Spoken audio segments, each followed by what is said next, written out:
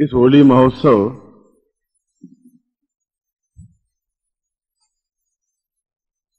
को प्रारंभ करने से पूर्व मैं एक श्लोक से अपने विचार आपके सामने चिंतन रख रहा हूं। साधकों का और साधिकाओं का, शिष्यों का और शिष्याओं का, पुत्रों का और पुत्रियों का, जो भी जिस रूप में भी आपके संबंध, आपकी आत्मीयता मेरे साथ है, सबसे पहले तो मैं उस दृष्टि से आपको आशीर्वाद देता हुआ इस शिविर का प्रारंभ कर रहा हूं। अपने प्रवचन के माध्यम से जोर से तालियों के साथ में हम होली का उत्सव मनाएंगे।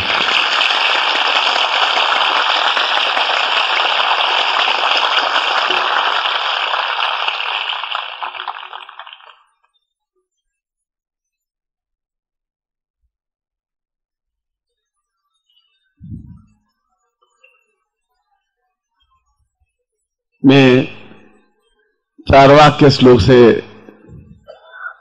अपने प्रवचन का प्रारंभ कर रहा हूं और यह आपको मैंने यहां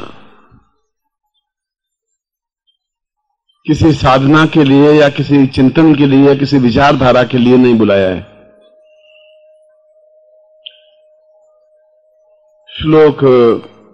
जिस श्लोक को विश्वामित्र ने, या आप नाम सुन करके भी थक गए होंगे कि विश्वामित्र और वशिष्ठ और कणाद और पुलस्त्य और ऋषि और साधु और सन्यासी, मगर उन्होंने एक बड़ी अच्छी बात कही है। विश्वामित्र ने कहा है कि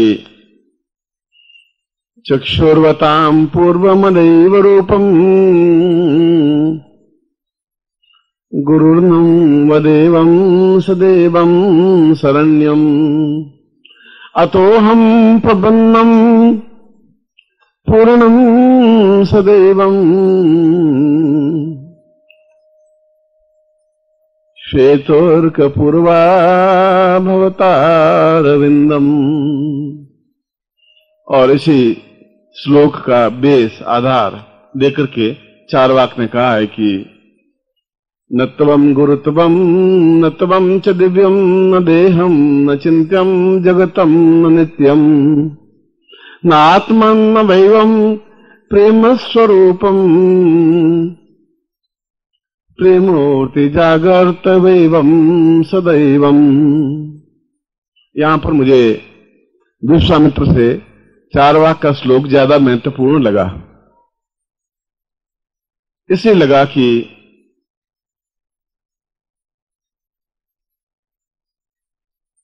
जीवन का मूल आधार, जीवन का मूल सत्व, मूल रस जो जीवन है,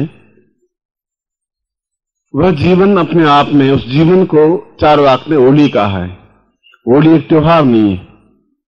हमने होली को त्योहार माना है और हमने होली का त्योहार इसलिए माना है कि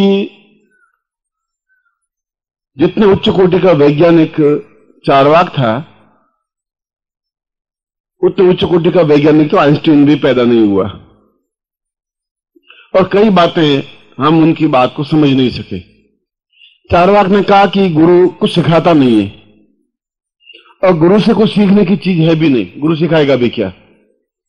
गुरु से कुछ सीखने की बात नहीं है।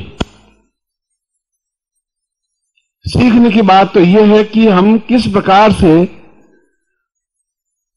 स्वयं गुरुमय बन जाएं, हम किस प्रकार से उनसे जुड़ जाएं, हम किस प्रकार से उसमें नहा लें, हम किस प्रकार से उसमें अपने आप को डुबकी लगा दें, हम किस प्रकार से अपने आप को पूर्णता से गुरु से एकाकार हो जाए। वह कौन सा तरीका है? क्या सीखेंगे और कितना सीखेंगे? दुनिया में आप कितना देखेंगे? 216-17 देश है, कितने देश देखोगे? हजारों ग्रंथ कितने आप पढ़ोगे? चारवाक ने कहा इससे कुछ नहीं हो पाएगा। उसने एक बिल्कुल नवीन थ्योरी बताई कि होली कोई त्योहार नहीं है। होली को हमने तब से मानना शुरू किया जब से चारवाक ने इस थ्योरी को प्रतिपादित किया, उस दिवस की स्मृति में इस होली पर्व को हम मनाते आए हैं। उसके बाद में तो कई इतिहास जुड़ते गए कि जब पूतना का वध किया तब होली का दहन किया, ये किया, और भी सैकड़ों घटनाएं घटती गई। मगर मूल बिंदु यह है कि चारवाक ने कहा कि हम फिर जीवन का जो सत्व है, जीवन का जो रस है, वह क्या है। जीवन की महत्वपूर्ण दो चीजें हैं। आपका सारा शरीर अगर देखा जाए तो केवल दो चीजों से समाहित है। तीसरी चीज आपके शरीर में कुछ है ही नहीं। एक शरीर का भाग आपकी आंख है, और एक आंख आपकी, केवल एक आंख आपकी ज्यादा से ज्यादा 5 इंच चौड़ी है और 5 इंच लंबी है। बस 5 इंच का मतलब है छोटी सी, इतनी सी आंख लंबी है, और उससे भी 1/3 आंख चौड़ी है। और उस आंख में पूरे संसार को समाये हुआ है। इस आंख से आपने पूरी दुनिया को देखा है, माँ बाप, भाई बहन, संबंधी, रिश्तेदार, अमेरिका, इंग्लैंड, भारतवर्ष और सब कुछ। तो बाकी शरीर तो आपको कुछ काम आया नहीं। मेन आपका मूल आधार आंख रही, और आंख में ही वह सब कुछ है जो कुछ आप चाहते हैं, जो नहीं चाहते। घृणा, प्रेम, करुणा, स्नेह, दया, अटैचमेंट, अपने आप को मिटा देने की भावना, और बहुत कुछ कह देने की भावना। और चारवाक कहता है कि इससे भी 1000वां हिस्सा मन है। इस आंख को मैंने जितना बताया है, इसको एक और 1000 टुकड़े कर दें तो एक मन है। और जब तक मन रंगता नहीं, मन अपने आप में मस्त नहीं होता, मन जब तक अपने आप में खिलखिलाता नहीं, तब तक जीवन अपने आप में अधूरा है। क्योंकि ये सारा शरीर तो केवल उस मन को अपने आप में ढकने की क्रिया है, मन को अपने आप में सुरक्षित रखने की क्रिया है। यह तो उसका वैज्ञानिक पक्ष है कि हमारे पास केवल मनुष्य कहलाने के लिए 2 तथ्य हैं। मन है तो मनुष्य है, अगर मन ही नहीं है तो फिर मनुष्यता का कोई अर्थ भी नहीं है। और मन अपने आप में प्रेम के अलावा कुछ करता ही नहीं है। मन घृणा नहीं करता है, घृणा आपकी आंख करती है। मन गालियां नहीं देता, गाली आपकी आंख देती है। आपकी आंख में यही है कि मेरा दुश्मन है, ये मेरा मित्र है, ये स्वजन है, ये बदमाश है, ये अच्छा है, ये आपकी आंख कहती है। गंदगी, अच्छा, ये सब आपकी आंख करती है, मगर मन आपको कभी इस बात के लिए प्रेरित नहीं करता। तो चारवाक कहता है कि ऐसी क्या तरकीब है कि हम स्वयं गुरुमय बन जाएं। हम उनसे क्या सीख पाएंगे, कितना सीख पाएंगे, कितने साल तक आप सेवा कर पाएंगे।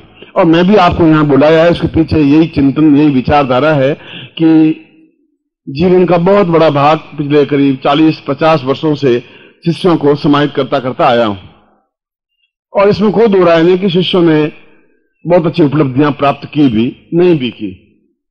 मगर मूल रहस्य क्या है, उस मूल रहस्य को मैं आपके सामने स्पष्ट कर रहा हूं। पहली बार मूल रहस्य यह है कि उस चारवाक ने कहा कि गुरु के प्रवचनों से सुख सुनने से क्या हो पाएगा। किसी लड़की से बातें आप 3 घंटे कर लेंगे, उसे क्या हो जाएगा। वो आपको उपदेश देती रहेगी, मैं नहीं आ सकती, ऐसा नहीं कर सकती, ऐसा कुछ हो नहीं सकता, मेरी माँ बहुत लड़ाकू झगड़ालू है, तुम समझते नहीं हो, मेरे बाप को देखा नहीं है, बहुत सारा दुष्ट है, तुम थोड़ा ध्यान रखा कर। इधर 3 घंटे बातचीत करने से होगा क्या। जब तक मन जुड़ेगा नहीं तब तक ये कुछ होगा नहीं। चारवाक भी यही बात कह रहा है। चारवाक कह रहा है कि आपको यदि कुछ सीखना है तो गुरु कुछ सिखा नहीं सकता।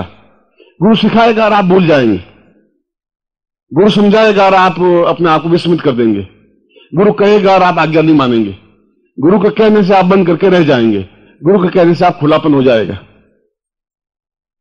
तो उसने कहा कि जब एक आंख से हम पूरी दुनिया देख सकते हैं तो इस मन से तो पूरा ब्रह्मांड देख सकते हैं। मन से तो सब कुछ प्राप्त कर सकते हैं जो अपने आप में समाविष्ट कर सकते हैं, क्योंकि मन के माध्यम से हम जीवन की पूर्णता प्राप्त कर सकते हैं। मन नहीं है तो फिर जीवन नहीं है, फिर मनुष्यता भी नहीं है, फिर मनुष्य भी नहीं है, और मनुष्य नहीं है तो फिर साधक नहीं है, साधिकाएं नहीं है। इसलिए मन में कहीं भेद नहीं है, स्त्रीलिंग और पुल्लिंग और पुरुष और स्त्री और बालिका और वृद्ध, ऐसा अपने आप में कोई भेद मन में नहीं है।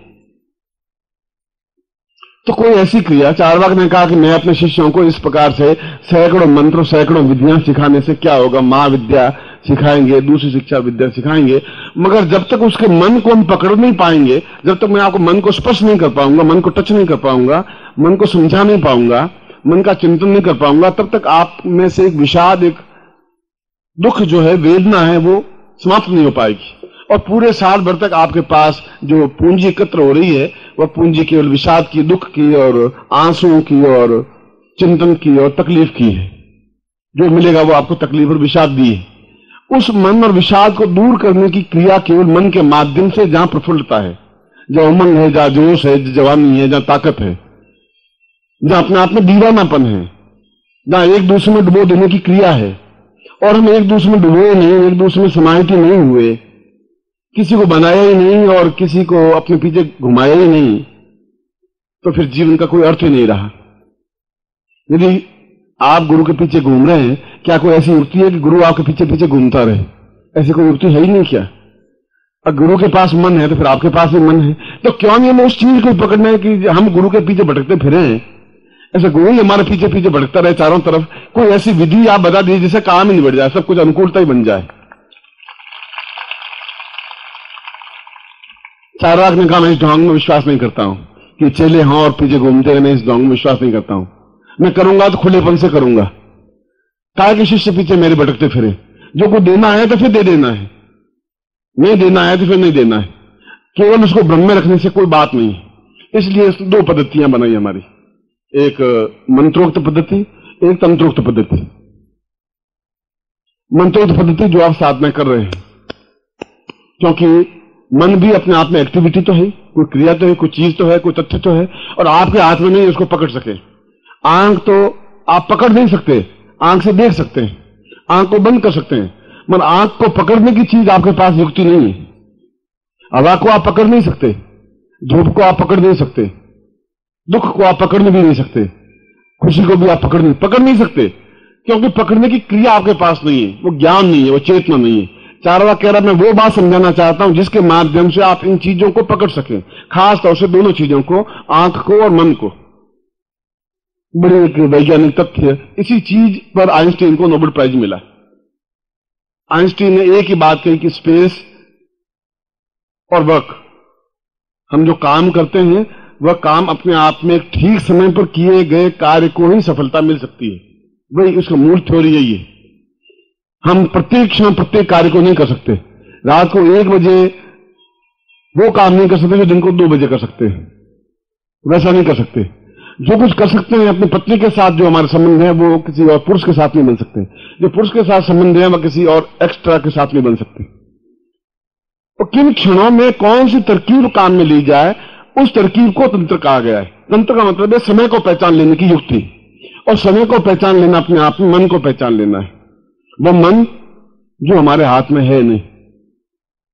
और इस प्रकार की साधनाएं, इस प्रकार की युक्तियां, वह चाहे दीक्षा के माध्यम से हो, चाहे साधना के माध्यम से हो, यदि हम अपने मन को पूर्ण रूप से नियंत्रण कर सकें, पकड़ सके,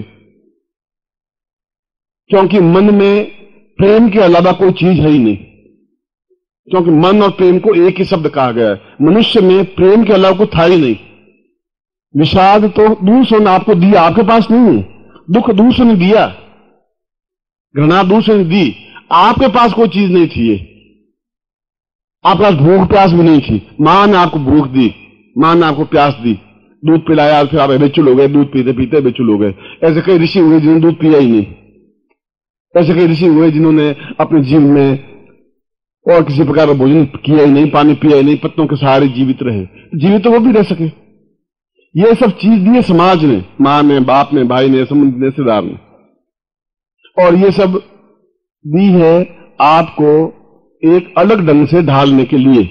चार्वाक ने कहा मैं ऐसा शिष्य नहीं चाहता, यह शिष्यता है नहीं। मैं चाहता हूं कि उनके हाथ में मन को पकड़ा दूं। मैं चाहता हूं कि उनको ऐसी चीज दे दूं जो अपने आप में अद्वितीय हो और जिसकी कोई लिमिटेशंस नहीं हो। और ये बात उन्होंने होली के अवसर पर कही थी। ये क्यों कही गई थी?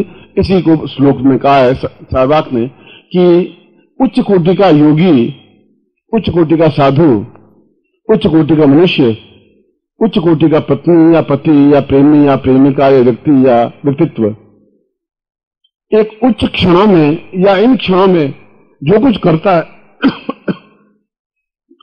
जो कुछ करता है उसकी उपलब्धि उसको प्राप्त होती ही है। क्योंकि हम उस मन को पकड़ करके उस चीज को प्राप्त कर लेते हैं। ये होली का 2 दिन, आज का और कल का, ये होली के 2 दिन गंवाने के दिन नहीं। इन होली के 2 दिनों में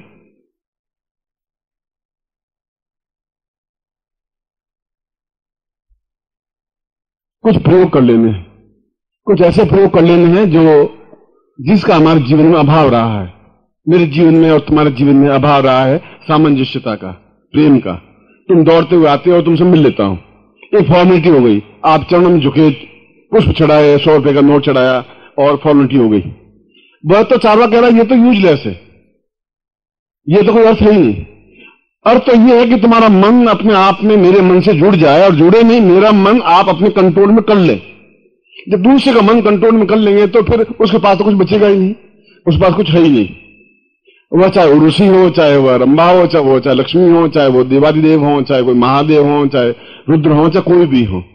मनुष्य तो वो भी ही, हमने उनको देवता कह दिया, हमने इनको लक्ष्मी कह दिया, हमने इनको पार्वती कह दिया, हमने इनको और कुछ नाम दे दिया, मगर हैं तो वह पुरुष और नारी के रूप में ही है। मन तो है ही उनका ही।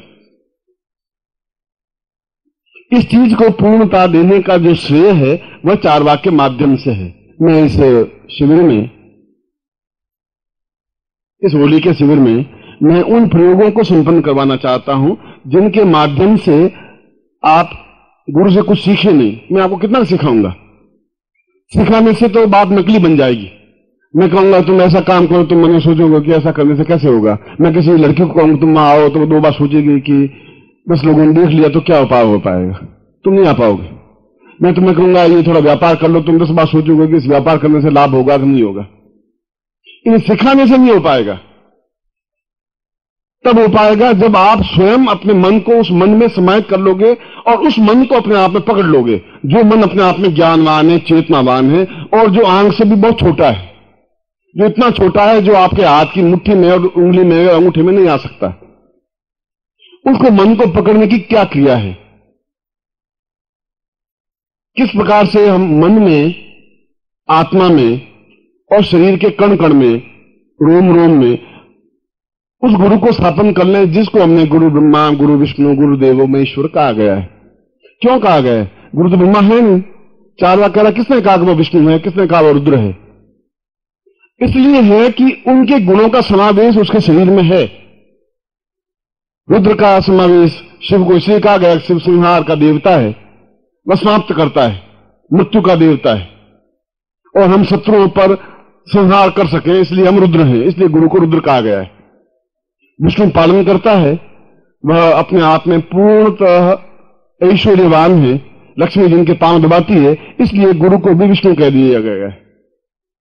और ब्रह्मा इसलिए कहा गया कि वह अपने आप में सृजन करता है, निर्माण करता है, बनाता है, चाहे संतान को, चाहे घर को, चाहे मकान को, चाहे पत्नी को, चाहे संबंधी को, चाहे रिश्तेदार को। इसलिए उनको दिखाने से गुरु ब्रह्मा, गुरु विष्णु, गुरु देवो महेश्वर कहा गया है। वह न तो ब्रह्मा है, न विष्णु है, न महेश्वर है या नहीं। तो किस प्रकार से हम इन तीनों जो ताकतें, जो क्षमता उनके पास में है, उन क्षमताओं ताकतों को अपने अंदर समाविष्ट कर लें, हम समाविष्ट कर लें या उनके मन को अपने अंदर समाविष्ट कर लें। अगर मेरी बुद्धिमानी होती तो मैं आपके मन को अपने अंदर समाविष्ट करता, वो ज्यादा अच्छा रहता। वो इसलिए अच्छा रहता कि आप मेरे पीछे घूमते रहते। मैं चारवाक ने कहा ऐसा नहीं, गुरु है तो फिर जब शिष्य सक्षम हो जाएं तब उनको अपने आप में पूर्णता उनको दे देनी चाहिए, लोर्थमा देनी चाहिए, फिर आप अपने आप में फ्री हो सकेंगे। तब शिष्य अपने आप में पूर्णता प्राप्त कर सकेगा, क्योंकि उसके अंदर वह व्यक्ति बैठा होगा जिसको ब्रह्मा कहा गया है, वह उसके मन में बैठा होगा जब विष्णु कहा गया है। हृदय से तो फिर भी निकल सकता है। आज हृदय में आपके प्रति प्यार है, कल आपके प्रति घृणा भी हो सकती है। हृदय तो बिल्कुल चंचल है, इसलिए हृदय को आंख नहीं कहा गया है, मन को आंख कहा गया है। इसलिए आज तक जो प्रयोग करवाए गए वो हृदय से गुरु धारण प्रयोग करवाए गए, और हृदय अपने आप में परिवर्तित होता रहता है। आज हृदय जिसके प्रति है कल उसके प्रति नहीं है। आज हृदय जिसको चाहता है कल उसको नहीं चाहता है, क्योंकि हृदय तो मस्तिष्क से जुड़ी हुई एक ग्रंथि है, जुड़ा हुआ एक समावेश है, जुड़ा हुआ अपने एक एक्टिविटी है। पर मन किसी से जुड़ा हुआ नहीं है। मन में जो आ गया वो आ गया, किसी को चाह लिया वो चाह लिया, चाहे गुरु छोटा है, चाहे बड़ा है, चाहे सन्यासी है, चाहे साधु है, चाहे अच्छा है, चाहे बुरा है, और जिंदगी उसके पीछे खपा देते हैं। और जो जिंदगी उसके पीछे अपने आप को खपा देता है, उसकी तो कोई तुलना देवता भी नहीं कर सकते। हम किसी के हो जाएं, ये बहुत बड़ी बात है। मगर किसी को अपना बना लें, वह उससे भी बहुत बड़ी बात है। उसको अपना सब कुछ बना लें। मैं आपको अपना शिष्य बना लूं, ये तो बड़ी बात नहीं, मगर आप मुझे अपने आप में पूरा समावेश कर लें, जहां मेरा अस्तित्व ही नहीं रहे, यह उससे भी बड़ी बात है। और ऐसी चीज दूसरी प्राप्त नहीं हो सकती, ऐसा संभव नहीं हो सकता। और ऐसा प्रयोग तो केवल होली के ऊपर ही हो सकता है। क्यों हो सकता है कि यदि आपको ज्योतिष का ज्ञान हो तो होली के दिनों में कालो यम निवदा विपुलाज लक्ष्मी, कुछ समय का ऐसा प्रभाव अपने आप में होता है। उस समय ही केवल मन जागृत होता है। केवल 3 दिनों के लिए पूरा मन जागृत होता है, बाकी सुषुप्त अवस्था में रहता है। आप देखेंगे कि होली आते ही एक अजीब तरह की मस्ती, एक अजीब तरह की उमंग, एक अजीब तरह का जोश जीवन में आ जाता है। जो कुछ करना चाहता है, बहुत कुछ करना चाहता है, अबीर गुलाल होली, एक दूसरे को रंगने की क्रिया, एक दूसरे को प्यार करने की क्रिया, एक दूसरे को याद करने की क्रिया, एक दूसरे को मिलने की क्रिया। होली के दिनों में ऐसा क्यों होता है, बाकी दिनों में ऐसा क्यों नहीं होता? क्यों ऐसा होता है कि हम बिल्कुल मस्ती के साथ नाचते झूमते हुए काम करें, झूमते हुए एक दूसरे के साथ घूमें, गले मिलें, झूमते हुए अपना आप को कार्य करें? ऐसा होली के दिनों में क्यों होता है?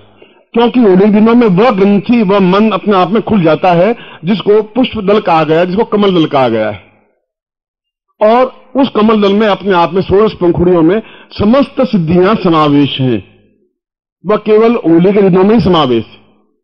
बाकी आप किसी भी दिनों में आप देखेंगे तो आप किसी एक्सीडेंट ना करके मेरा आप गुलाल लगाएंगे तो मैं आपका गला पकड़ूंगा, क्या करूं? पागल, दिमाग खराब है।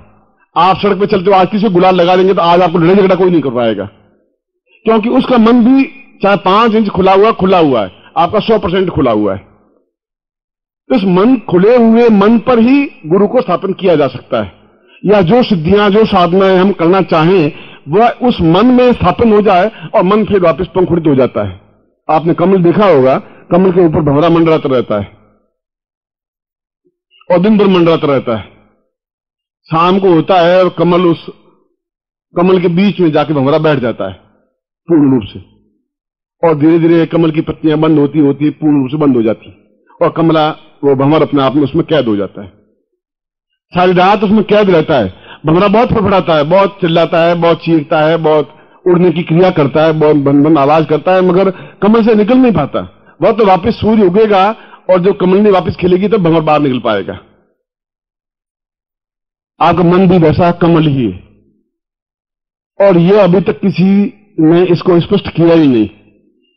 जहां शंकराचार्य ने इसको स्पष्ट जरूर किया, मगर शंकराचार्य ने एक अपने तरीके से किया। मगर सीधी सादी बात, चाहे गोरखनाथ हो चाहे उसने हो, उसने कहा कि कुछ दिन, और होली के जो 2 या 3 दिन है, उन 3 दिनों में ही सब कुछ देने की क्रिया है, अगर गुरु चाहे तो। ये साथ में जोड़ दिया। क्यों गुरु चाहे तो? इसलिए कि गुरु देना चाहता नहीं है, कभी गुरु नहीं देना चाहेगा, क्योंकि गुरु देने के बाद गुरु के पास कुछ रहेगा ही नहीं। इसलिए गुरु आपको कुछ साधना देगा, कुछ मंत्र देगा, कुछ और धारणा देगा, कुछ ध्यान देगा, कुछ समाधि देगा, और कुछ चीजें ही दे पाएगा। मेरे मानस में सीधा साधा विचार है कि फिर देना है तो या तो पूर्णता के साथ दे देना, या बिल्कुल मना कर देना है। दोनों में से एक क्रिया कर देना है। फिर मन तुम्हारा अपने पास में अगर है तो उसको पूर्ण रूप से बंद हो, तो मैं उसमें भंवरा बंद करके अंदर गुंजित होता ही रहूं, और उस गुंजन क्रिया को समाधि कहते हैं। बस ये समाधि अवस्था यह है कि अंदर एक कहा गया कि गुंजरेतिताम पूर्णताम सस्वादित अवस्थावती। समाधि अवस्था उसको कहते हैं कि अंदर पूर्ण रूप से गुंजन होता रहे। वो गुंजन होगा कैसे? वो गुंजन आपके किसी मंत्र के माध्यम से नहीं हो पाएगा। वो गुंजन तो देवता के माध्यम से या गुरु के माध्यम से ही हो पाएगा। वह मन अपने आप में पूरे साल भर के लिए जब उसके अंदर जो भी समावेश करे, आप देखेंगे कि इन दिनों में आप अगर किसी से प्रेम करेंगे तो साल भर प्रेम चलता ही है, घृणा करें तो साल भर घृणा चलेगी। इसलिए होली के दिनों में लोग एक दूसरे गले मिलते हैं कि साल भर में जो लड़ाई झगड़े हो गए छोड़ो उसको, अब आप अपन प्रेम से मिलते हैं, और जो साल भर में जो कुछ मैंने बोला, तुमने बोला, उसको भूल जाते हैं अपन, क्योंकि वो इस समय के बाद में वापिस साल भर तो वो चलेगा ही चलेगा। जो कुछ भूलना है और जो कुछ प्राप्त करना है वो यही समय है। प्राप्त करने की क्रिया केवल एक है, प्रेम। इसके अलावा प्राप्त करने की कोई क्रिया है ही नहीं। आप मुझे प्रेम के द्वारा ही उसके अंदर बंद कर सकते हैं, या मैं आपको प्रेम के द्वारा ही अपने अंदर बंद कर सकता हूं, स्थापन कर सकता हूं। और दूसरी बात कि मन जागरण अवस्था अपने आप में पूर्ण चैतन्य अवस्था बन जाए, जिससे कि वह गुंजरण अवस्था बन जाए, जिसको अपने आप में सबसे श्रेष्ठ अवस्था हम ब्रह्मास्मि ब्रह्म कहा गया है, क्योंकि गुंजरण केवल ब्रह्म के माध्यम से हो सकता है। और जहां ब्रह्म है, जहां मन है, जहां आत्मा है, जहां गुरुत्व है, तो गुरुत्व की सारी सिद्धियां हैं। तो गुरु अकेला गुरु नहीं है, उसमें गुरु की सारी सिद्धियां हैं, चाहे अणिमादि सिद्धियां हैं, चाहे लक्ष्मी साधना है, चाहे मंत्र साधना है, चाहे तंत्र साधना है, चाहे योग है, चाहे दर्शन है, चाहे मीमांसा है, जो कुछ है। इसलिए आज मैंने उस गुप्त रहस्य को आपके सामने स्पष्ट किया, या गुरु स्पष्ट करता नहीं, क्योंकि गुरु स्पष्ट करता है तो गुरु समाप्त हो जाता है।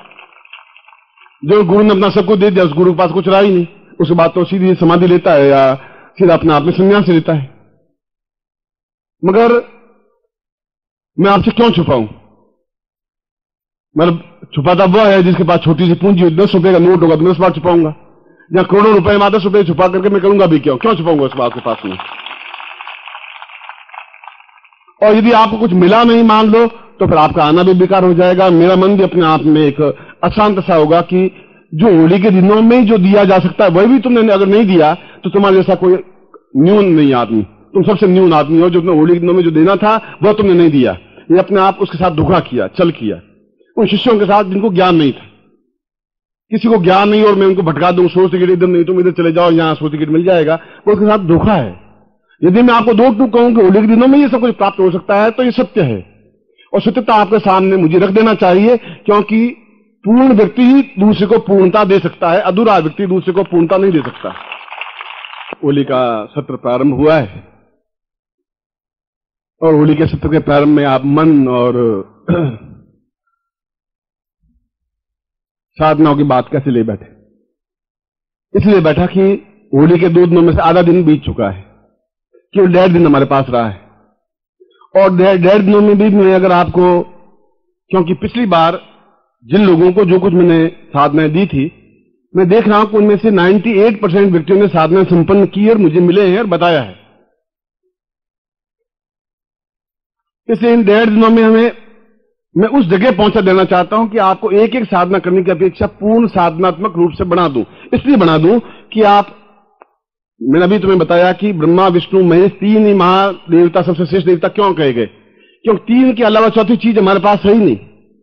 या तो सृजन है, बनाना निर्माण करना है, चाहे लड़के का निर्माण करना है, संतान का निर्माण करना है, मकान का कुछ भी, या पालन करना है या संहार करना है, चाहे वो शत्रु का हो, चाहे पाप का हो, चाहे अभाव का हो, चाहे दुर्भिक्ष का हो, चाहे अकाल का हो, चाहे न्यूनताओं का हो, चाहे कमियों का हो।